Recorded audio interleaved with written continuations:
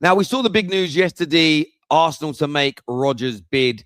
According to Ben Jacobs, the Gunners are set to bid for Morgan Rodgers after holding talks on both the player and the club side. He claims the club-to-club negotiations expected to accelerate following the World Cup. Now, this wasn't the only piece of news surrounding Rodgers yesterday. The news was very clear that, one, Arsenal want the player is fully committed, all the groundwork has been done in the lead up to the World Cup. But what was also stated last night by Fabrizio, I think Ornstein also echoed this as well. July is going to be a very, very busy month indeed for Arsenal. July is going to be a time where you see a lot of business, some good players come through the door, a few exits as well. A quiet June. And the reason it was quiet, and we spoke about this yesterday on the live Done Deal show, Arsenal just wanted a little bit of time to take stock. They were working on the players. They were making sure they weren't going to lose out on any top targets. If another club had emerged and maybe started to turn Rodgers' head, they'd have acted. They'd have got it done. But they actually wanted to sit and take stock after winning the Premier League, after reaching a Champions League final. Yes, they do a lot of work in the build-up to the end of the season. But it was, and sometimes in life, pausing is a very important way to move forward. Go, right, we've ended the season. We know what we want to do next. We know the players. Let's go buy them. Sometimes we know the players that have got to leave. Sometimes you've got to pause, take a break, have a holiday, reflect, go back at your notes, reassess, watch some game footage back, talk to people internally. Are we making the right decision?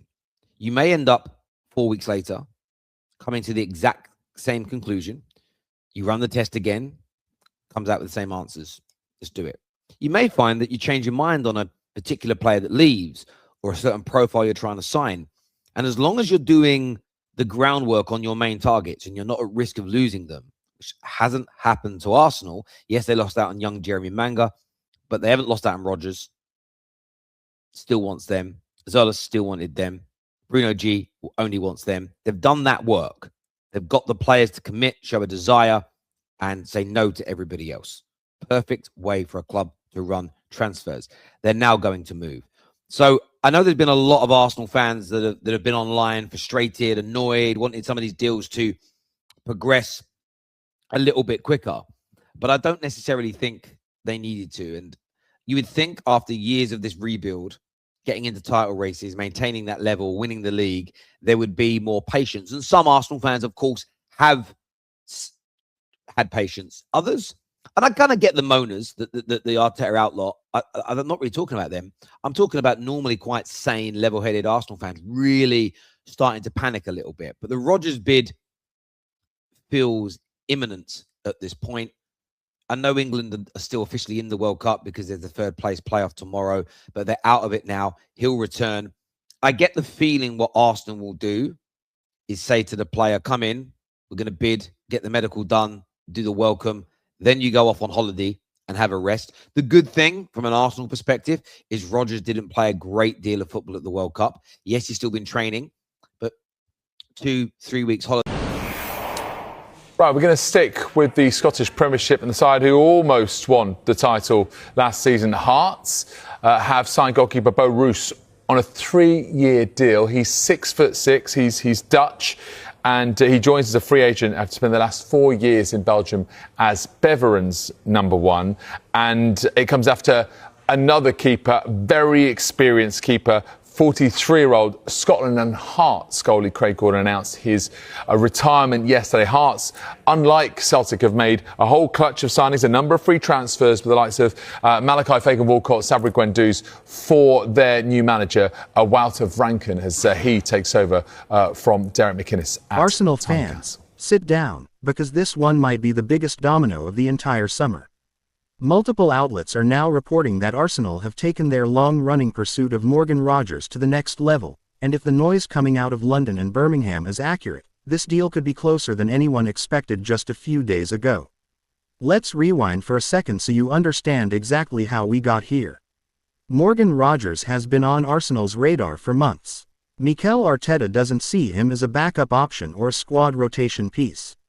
Reports suggest Arteta views Rodgers as the long-term answer on the left side of his attack, the player who finally replaces that creative spark Arsenal have been missing since Gabriel Martinelli's dip in form, with the versatility to also drop into the number 10 role when needed. That's not a squad filler.